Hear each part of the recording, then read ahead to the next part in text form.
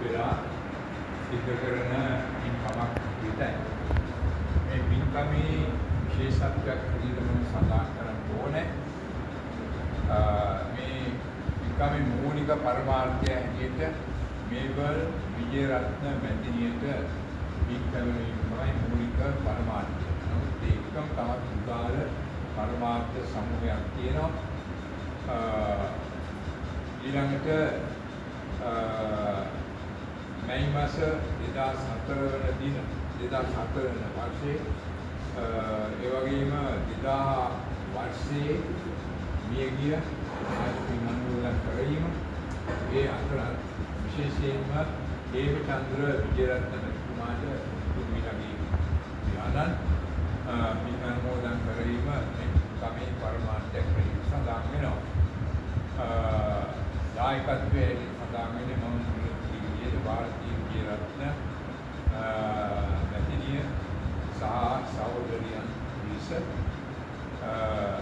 ඒ හැර මේගේ සියලුම ඥාතීන්ට පින් අනුමෝදන් කරගෙන මේ පින්කමේ පරමාර්ථයක් අපිට උඩ ඉඳලා මේ අද පින්කම සකස් වෙච්ච හැටි පිළිවෙල වෙච්ච හැටි මේ දක්වා කල්පනා කරලා ඉතාමත් ඕනෑකමකින් බරවත් ශ්‍රද්ධාවකින් ඒ වගේම අතිශයින්ම ක්‍රමවත් පිළිවෙලකට සංවිධානය කරලා සිදු කරන පින්කමක් බව පේනවා.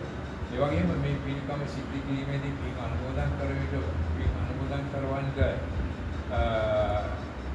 යොමු කරගෙන තිබෙන අරමුණු වශයෙන් යොදාගෙන තිබෙන හේමචන්ද්‍ර විජේරත්න මහත්මයා ඇතුළු පිරිස ඒ වගේම මෙම මැතිණිය ආදී පිරිස යන ඉතරකොට මේ විදිහේ පින්කමක් සකස් වීම ගැන අපි කිව්ව වෙන්නේ නැහැ. මේ පිරිස ඉතාමත්ම විශේෂ ගතිගුණ ඇති බෞද්ධ කටයුතු පිළිබඳව පුදුම විදිහේ උනන්දුවක් ඕනෑකමක් පිරිසක් පිළිබඳව අපි දන්නවා.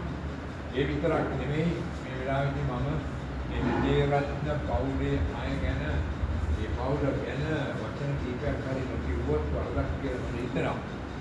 මේ වෙලම්මිල රජමහා විහාරස්ථානයේ මම වෙනදත් ඉන්න සමාන දේවල් කියලා තියෙනවා.